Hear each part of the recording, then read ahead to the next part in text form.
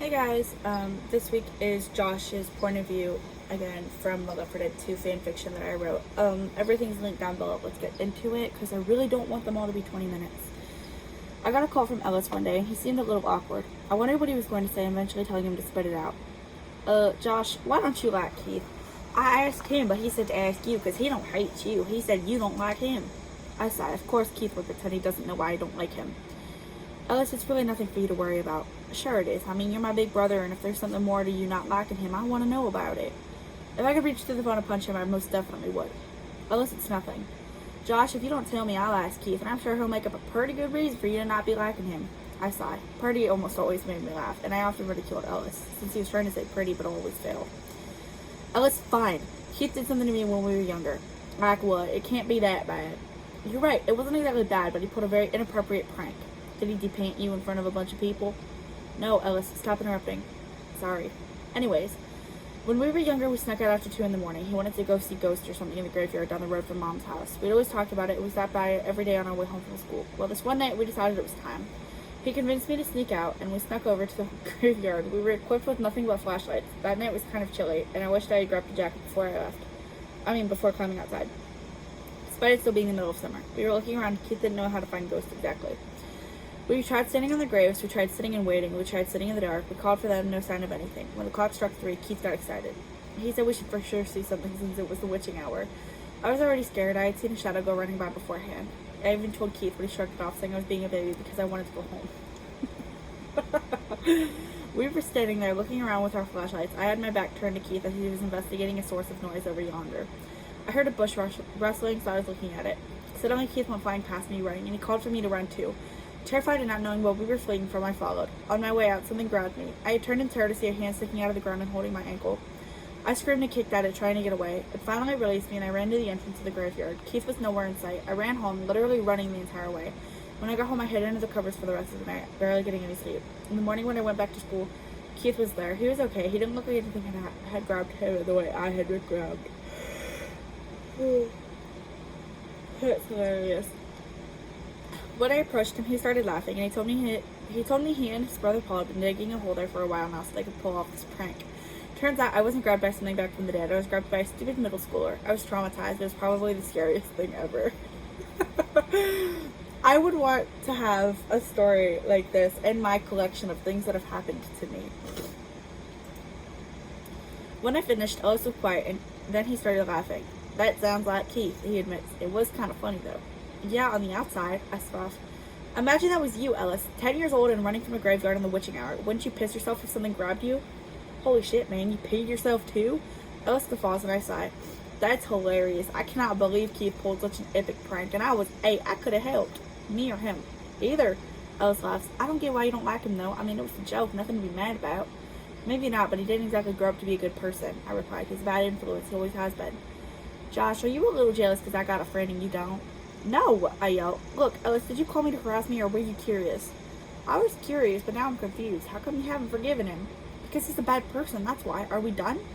I love my little brother, but I was getting frustrated. I knew he would take that story and shove it into the back of his mind. He was always a storyteller, so soon everyone in town would probably know what had happened. It's a good story, though. Hell, Keith might have even told people, but Ellis knew I peed myself, which is quite embarrassing for a 10-year-old. After a moment of silence, Ellis just hung up.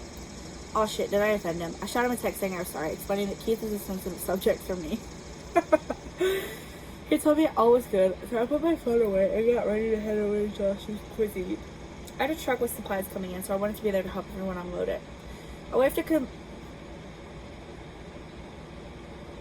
waved to some customers as I came in, heading straight for the back. I felt like a celebrity. Here, everybody knew everybody, and rumors spread like wildfire.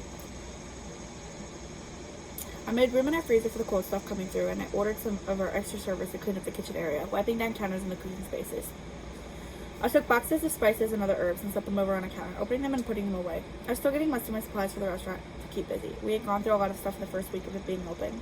Some of the chefs were taking things into the freezer, and I saw a lot of orders coming in. I didn't exactly specialize in burgers and fries. I mostly had pasta dishes.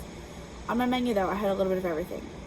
Seafood, fast food, pasta, different kinds of meat. I was always careful to look for the sticker, though, considering there was a problem with hormonal injections or something with some of the cattle. My employees all got hired here at a pretty low rate, and I told them I would raise their pay as soon as I could. They were okay with it, most of them being teenagers or adults who had a second job. I was thankful to the people who were investing in me. I knew I would take this restaurant far and be one of the most famous places around. When I became successful, I would open more locations around the country. Maybe one day I would have more places around the world. When the truck was unloaded and put away, I went out to the dining room, going from table to table and chatting with my customers. What a nerd. Mom promised one day she and Dad would visit, and I was hoping they'd come on a day I was here. I worked every single day, only taking a day off from time to time. I wasn't getting paid more than the others, and I was still trying to make sure everyone got what they were worth in a paycheck. The customers loved talking to me, and a lot of them I'd known since I was a kid. I'd wandered over to talk to the host when I saw Keith and some blonde girl coming together. We accept walk-ins, but I preferred reservations. I allowed the host to go take a break and forced a smile for Keith. Hello, ma'am. He looked confused. Keith Voloski. I wanted to smirk. He had such a weird last name. Kids used to tease him for it. I wonder if adults still do. Okay, I scanned the list and looked up at him. How come my brother asked about what happened 15 years ago? Keith's eyes widened and a grin creeps onto his face. I have no idea. He asked me too. I told him to ask you, but I didn't think you would. Well, he did. What'd you tell him? Keith, you know what happened. His girlfriend or date or whatever she was was looking up at him. Keith, what happened? I pulled a little prank. I hadn't realized he was sensitive. I'm not sensitive, I hissed, trying to keep my voice low. It wasn't funny either. Keith snorts. Yes, it was. Dude, you should have seen the look on your face when you came over to me. You looked like you were reliving it. I was traumatized. You're just weak. You scared yourself more than anything. You make yourself convinced that ghosts were real. I wanted to fight back, but someone else came in, so I finally led Keith over to his table. I hoped he choked on his food, and he was telling his woman about what happened that night, in full detail. I forced a smile for the next customers, taking them to a booth far away from Keith and his antics. My waiters and waitresses took orders, and people were able to come in, eat, and enjoy their food and then leave. Speedy service and also excellent food. Keith waved me over, his girlfriend giggling. I sighed and walked over to him, glaring down at him. Yes? I was just wondering, how did you do all this? It's a nice place. I worked hard. I bought this place years back, slowly making it look decent for the public. It's a good place. Keith nods, looking around. You want to know something? Not really, but you're going to tell me anyways, aren't you? That's crazy. He nods. Ellis is a lot like you. You two not only look a lot alike, but you're both passionate about your dreams. I like that about you guys. His girlfriend excuses herself, taking her purse and heading to the bathroom. Keith motions for me to sit and I listen. I wish I didn't, but I couldn't move. Hey, look, I'm sorry for that night. It was supposed to be innocent. I know you hate me for it and you think I'm a bad guy and a bad influence and whatnot, but I'm not. Honestly, I look at Ellis and Dave like they're my little brothers. I'm the youngest in my family, so I spent my entire life being bullied by an older brother. It's nice finding someone younger than me who filled the role of little brother, you know? I get it. Ellis looks up to you too. I know he does. I think he might like you more than he likes me. We laugh in Keith's eyes. It's easy to like someone you don't live with. He'd probably hate me if we had to spend every waking minute together.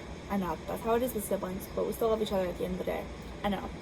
Keith stares down at his food. I hope you don't hate me as much anymore. Also, I promise I'm not a bad influence on Ellis. I don't try to influence his opinions, only with his love life. But look at where we are. We're all single, looking for a woman to save us, right? I nod, understanding what he means. Someone will come along. Yeah, Keith agrees.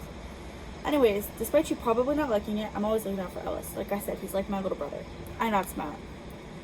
Thank you. I know you'll be with him much more than I will from here on out. Growing up is a weird thing. You go from hating your siblings to wishing you all still live together, torturing each other and whatnot.